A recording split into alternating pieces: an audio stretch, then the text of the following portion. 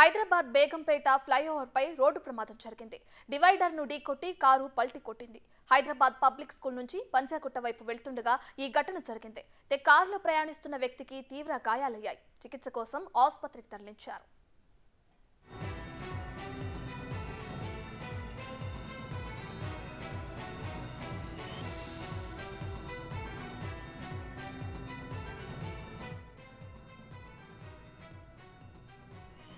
Hyderabad Begumpet flyover పై road ప్రమాదం జరిగింది. Divider ను ఢీకొట్టి కారు పల్టీ కొట్టింది. హైదరాబాద్ పబ్లిక్ స్కూల్ నుంచి పంజాగుట్ట వైపు వెళ్తుండగా ఈ ఘటన జరిగింది. కారులో ప్రయాణిస్తున్న వ్యక్తికి తీవ్ర గాయాలయ్యాయి. చికిత్స కోసం అతన్ని ఆసుపత్రికి తరలించారు.